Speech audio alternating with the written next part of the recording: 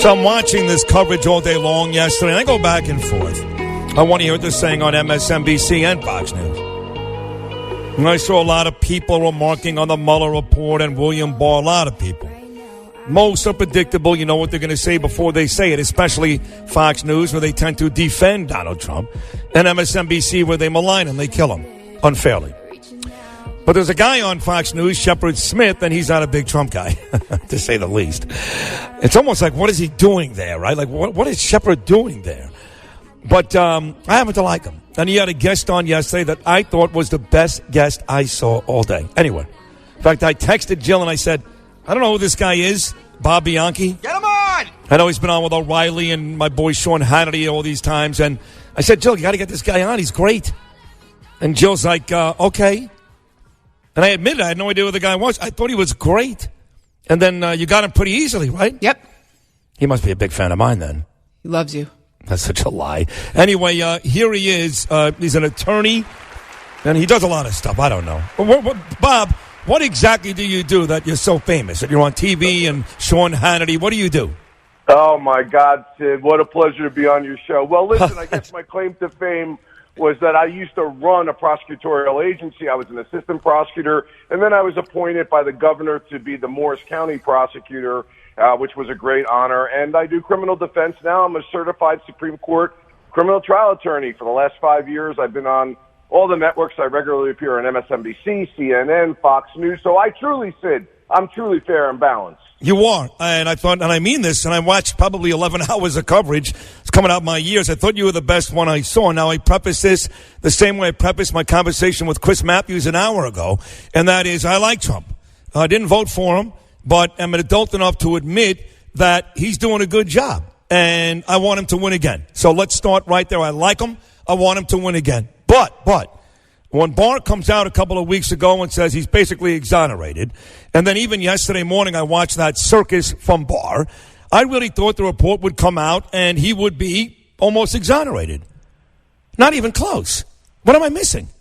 Yeah, you see, Sid, my experience as a prosecutor and dealing with the media on high-profile cases is messaging is very important for the credibility of your investigation and your institution.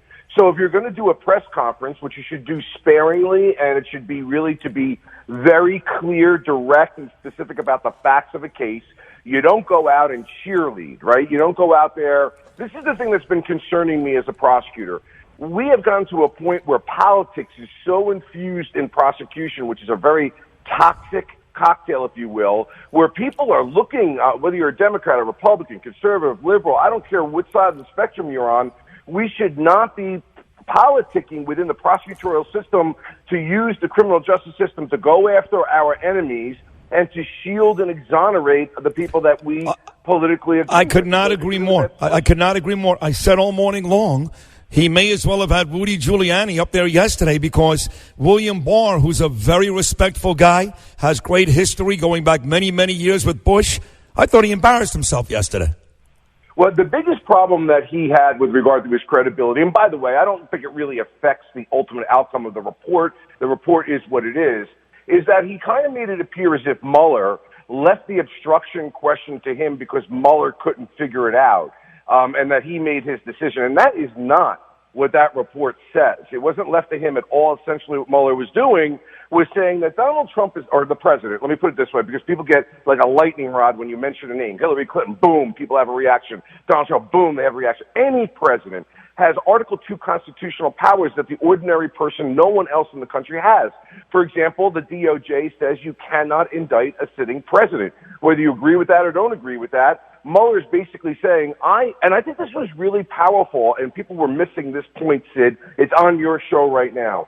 He is saying to call him a criminal, to say he committed a crime when he cannot be indicted, Donald Trump, is unfair to the president, or any president for that matter, because they don't have any forum with which to exonerate themselves.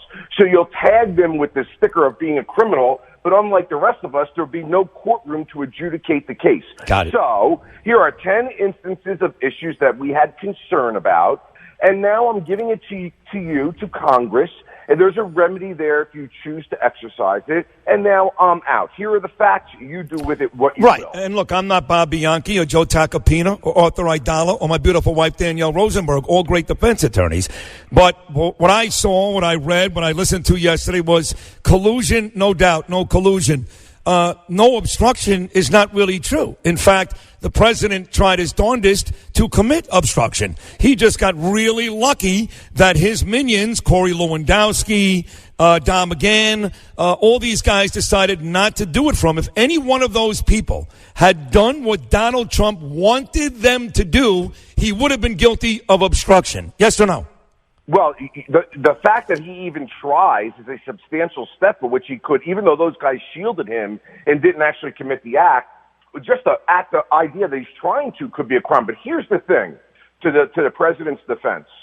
If I were his lawyer, first of all, he should never give an interview, and that applies to anyone, whether you're guilty or innocent. That's just good lawyering. And the second piece, Sid, is that you've got to show a corrupt intent. So if he were to believe, because there was no underlying crime, and while you don't need an underlying crime, it helps with obstruction. But if you were to believe a president that I'm being unfairly attacked, the investigation is bogus, this is a national security problem for us because I can't move forward with my policy agendas, and I believe, in fact, this is not right, and it's only political, well, that's not a corrupt intent. So when you're asking McGahn and you're asking Lewandowski and those guys to go out and do certain things, if you're not doing it with that corrupt intent, it's still a difficult case for a prosecutor because whenever, as a prosecutor, you have to go in and prove somebody's state of mind, you better have solid, direct evidence. Well, I do think those things are true. Again, I'm a fan of Trump, and I do think that he was being treated unfairly, and Comey and these folks were out to get him. I would ask you this, though. If he was completely innocent, why the day he found out from Sessions that Mueller was looking into his business, why would he sit back in his chair, slouched over, by the way, not the big tough guy that he is, and say, basically, I'm effed, I'm done, this presidency is over? Well, the fact you asked the question shows there could be reasonable doubt. I don't know. He could be thinking that I'm going to get railroaded here. These guys have, my guy is gone. My guy to protect me from a bad or false investigation is gone. They're handing it over to a guy who's sympathetic maybe to the Democrats, and this guy's going to do what I'm playing devil's advocate here. Sure. Is going to do what he can in order to F me. Although, listen, what Mueller said in the report is when you take what you just said about what he said to Sessions, when you take all the 10 data points that they considered potential obstruction, they said if you take any one or a combination of these, a reasonable person could conclude obstruction occurred. And that's why, very notably in the report, unlike collusion where they're very strong and they say no way on collusion, they say we cannot exonerate him on obstruction. That's lawyer talk for there's something here. Right, there is something there. All right, but look, legally it's over. He's won. He can do his victory lap. Politically, it could still be a mess with Congress. Is that right? I mean, legally there's nothing else here. It's done, right? Yeah, listen, it's a victory for him that way.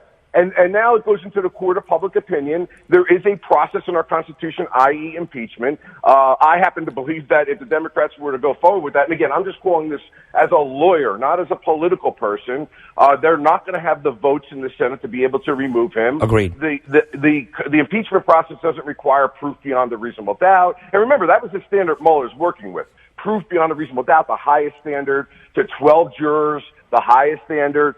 Even though you don't need that for the impeachment process, politically, I don't think the Democrats have the votes or the courage to go forward on something where you still haven't really shown direct corrupt intent. I agree. So on the way out then, Bob, let's turn this thing around. A lot of Trump supporters are excited because now they feel like the other folks, the Comeys, the McCabe's, maybe Loretta Lynch, maybe Hillary, who knows, they're about to get their up in comments. Maybe they're about to go down. Do you think that is going? I've been told, by the way, that they're already putting together committees and that now Trump wants some blood. Do you think, A, they'll do it, and do you think Trump's got a chance to get some blood here in the end? The answer to that is no, and it's very disconcerting to me. Again, Sid, we get back to the point that people are using the investigatory criminal justice process to go after their enemies. That decision, just like the decision yesterday with Mueller, is done. Comey, if anything, committed the ultimate prosecutorial sin when he got up, exonerated her from the criminal charges, but yet attacked her personally. You never do that.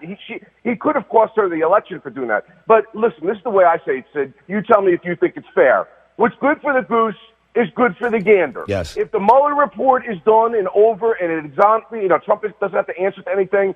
The Clinton and Comey investigation, I predicted that. You talk about Hannity. I was debating Hannity, Jeanine Pirro, all of them saying there's nothing here to charge criminally. Could you potentially think about it? Maybe think about it. Is there some evidence of it? Prosecutors don't work on cases where maybe, could be, should be. They want rock solid, direct evidence cases. That investigation's closed. This investigation's closed. Let's move on. Got to tell you, I'm a big fan, Bob. Thought you were great on TV yesterday, great here this morning, so hopefully you'll keep coming back. Great job. Thank you. You got it, bud. Thanks. Bob Bianchi here with Bernie and Sid. We got a big guest coming up next, a big surprise, I guess. We'll take a short break. We'll find out next.